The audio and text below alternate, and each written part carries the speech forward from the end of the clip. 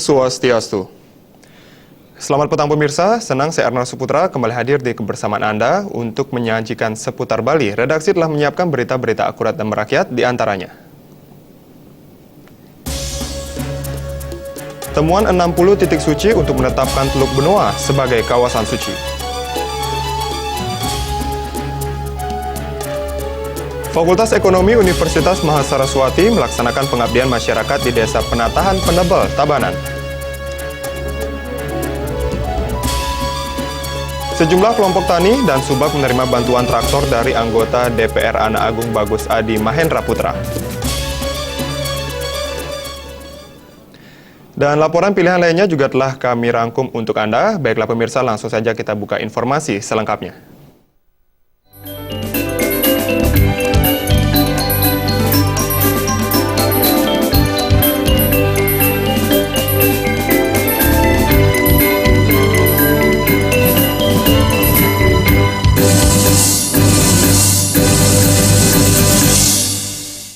Pemirsa, ada 60 titik suci yang diyakini dan disucikan umat Hindu sebagai temuan baru yang dilakukan ilmuwan Sugilanus. Menurut Ketua Sabawalaka Putu Wirata Dwikora, temuan menjadi landasan dan filosofinya sehingga menetapkan itu sebagai kawasan suci termasuk Teluk Benoa.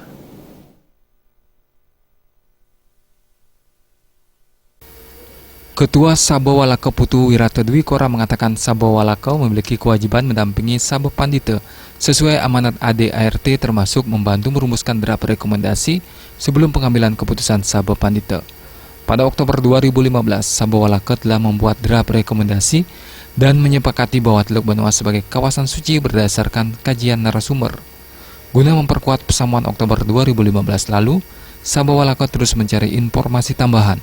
Melalui rumusan yang diteliti seorang ilmuwan independen, ada minimal 60 titik suci yang diyakini suci oleh umat Hindu. Ke-60 titik suci tersebut diantaranya berupa pura, lolowan, campuhan, munting, laut, dan pantai. Menurut Wirata Dwikora, hal ini menjadi landasan di samping nilai filosofi dan fakta lapangan yang menyebut Teluk Benoa merupakan kawasan suci.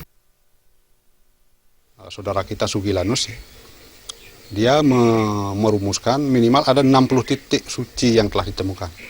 Berupa pura, lolowan, campuhan, muntik, apalah sejenis itu titik-titik yang diyakini disucikan oleh umat Hindu. Gitu. Jadi dengan landasan ini, satu nilai filosofinya ada, fakta lapangannya ada, 60 titik suci itu minimal ya. Jadi sangat tidak ada alasan untuk tidak menetapkan itu sebagai kawasan suci. Apalagi sekarang ini kan ada rencana pemerintah untuk memberikan izin membangun proyek besar lah itu mereklamasi seluas 700 hektar. Gitu. Jadi Parisada tidak bisa tinggal diam melihat itu, walaupun itu proyek itu berkaitan dengan ekonomi, lingkungan, geografi, demografi dan lain sebagainya gitu. Parisada melihatnya dari aspek agama dan tugas Parisada dan kompetensinya di sana. Gitu. Jadi yang bisa dilakukan adalah menetapkan itu sebagai kawasan suci.